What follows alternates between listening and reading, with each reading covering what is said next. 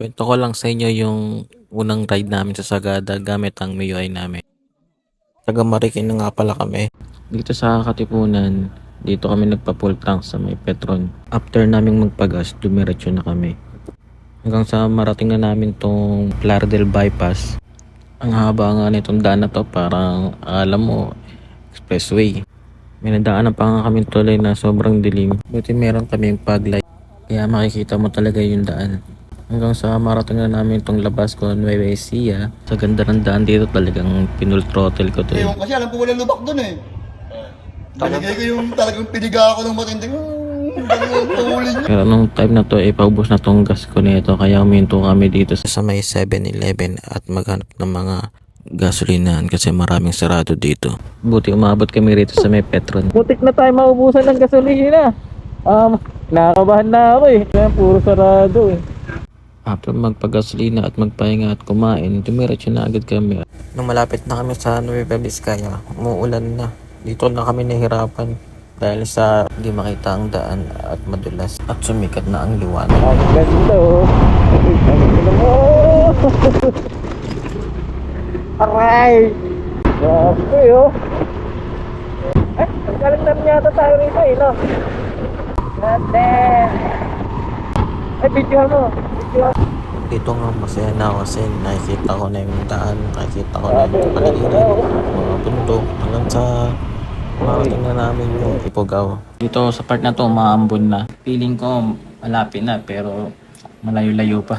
Humihinto na lang kami pag masakit na yung puwet o kaya may magandang view. Yun.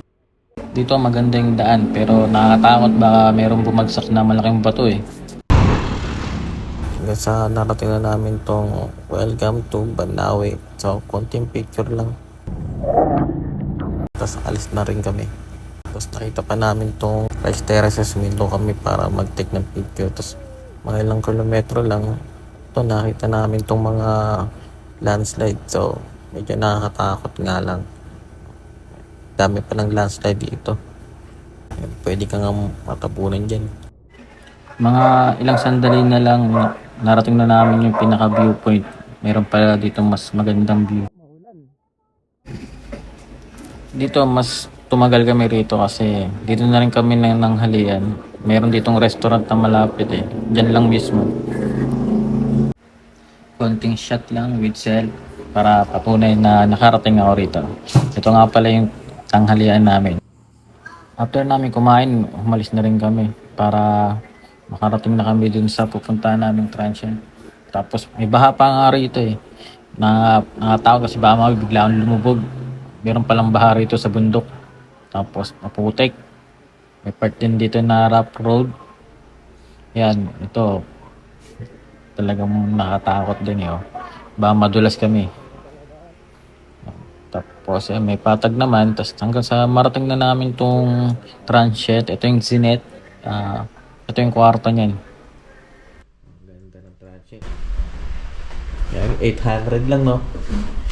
800, may dalawang room. Pero dito, per person yung bayad. So, 400 isang tao. So, kaya 800 kami. So, kung marami kayo, times nyo na lang. So, itong araw na to, wala kaming nagawa eh. So, parang nagpahinga na lang kami. Natulog kami. Tapos, kumain lang kami. Sobrang pagod na pagod kasi kami nito. Halos 16 hours kami bumiyahe dahil nga sa maulan, hindi maganda yung panahon nung papunta kami rito. May heater. Dito medyo malayo lang to sa sentro kaya mas mura siya. So, pero kung may service kayo, pwede to sa inyo. Mahigit 5 kilometers din yung layo. So, kung lalakarin nyo, matatagalan talaga kayo. Maganda na yan, boy. Alas 4 na nung umaga nung pumunta na kami dun sa meet-up place namin para sa tour namin. Ito na nung nagsisimula na kaming maglakad. So, madaling pa nga nung nakarating kami dun sa may pinaka Marlboro Hills na. Tapos, meron din mga tindahan dun. Bumili nga kami dito ng kape. Tapos, habang nag-aantay kami ng liwanag. Tsaka, pwede ka rin magpainit. Meron ditong bonfire habang inaantay yung liwanag. So, ito na yung liwanag. Medyo Mapag nga eh. Wala kaming nakita. So, better luck next time na lang siguro. After namin sa Marlboro Hills, naglakad na kami papunta sa may Blue Soil. So, malayo-layo yung lakaran din to. Maputik dito at madulas. Pero okay lang. Exercise din to. Kahit masakit na to sa paa. Kasi sobrang layo ng lakaran. Na-enjoy ko na lang dito yung mga yung mga bawat sandali. Yan, kuha ng video. Yan. May nakita ako. Burat. Picture ka na. Dito nag-stop over din kami. Tapos nag-picture kasi pagod na rin kami. At narating na namin tong Blue Soil. So, kaya pala itong nagiging blue dahil sa mataas na level ng copper sulfate. Lalo na pagbasa siya, mas nagiging blue siya. Kanila, ang tawag dito is Kaman Utek, which translate to like a brain in the local dialect. So, ginugol ko na. Dito naman, ang tawag ay wild berries. So, para rin siyang strawberry. Tapos ito, pababa na kami. Ang time na to, malapit na rin to sa exit eh. Nag-aantay na rin sa amin dyan yung service namin. Tapos papunta na dun din sa transient na tutuloyan namin. So ito yung transient namin. Ito na yung pangalawa. Dala na rin pala namin dyan yung mga gamit namin galing sa Zenith. New kwarto. Ayun, may magandang view. May dalawang siya. 1.8 pala yung kuha namin dito sa kwarto na to. Good for 22 hours. Damn view. Damn. Yung kinabukasan, umuwi na rin kami. Sobrang sakit ng paa namin dyan. Pati ng binte.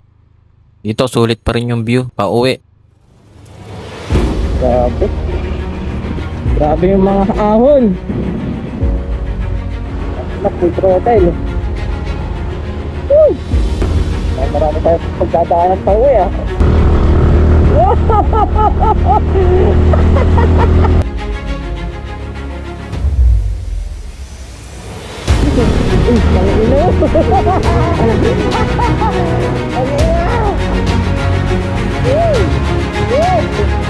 Kasi ayaw magbagal eh.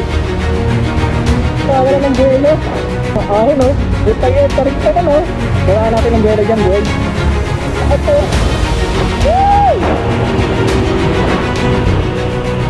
Dito nagsinunan na ako.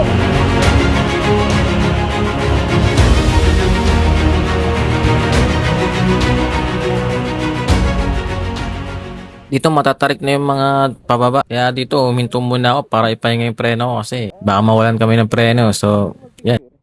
Ikaw ba? Yan, nagpicture muna ako pang DP. So, ito papunta na kami dun sa Old Highs Point. So, hindi na kami pumunta dun sa New Highs Point kasi baka di kayanin din nung Mio eh. Maraming matatarik dun. Kaya dito na lang muna kami huminto at nagpahinga bago kami pumunta dun sa may Mount Olis. Tarik din pala ng papunta rito. Dito may 100 na entrance fee per person. Day tour lang to. Tapos pumasok na kami rito sa may pinaka loob. Yung ganda ng view. Maliwalas. At madaming tanim na bulaklak saka strawberry.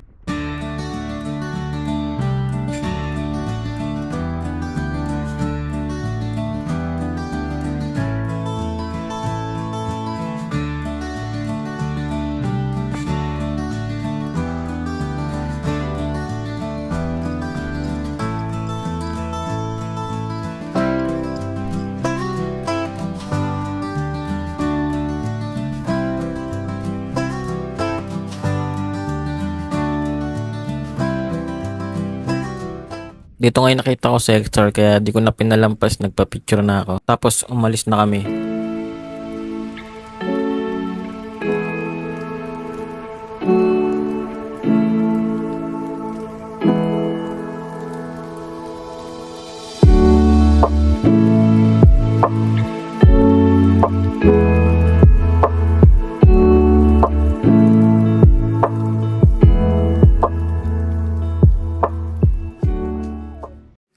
Gabi na nung marating namin yung Baguio City.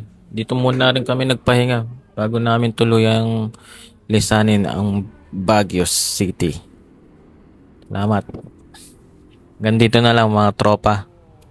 Sana sa susunod tayo naman.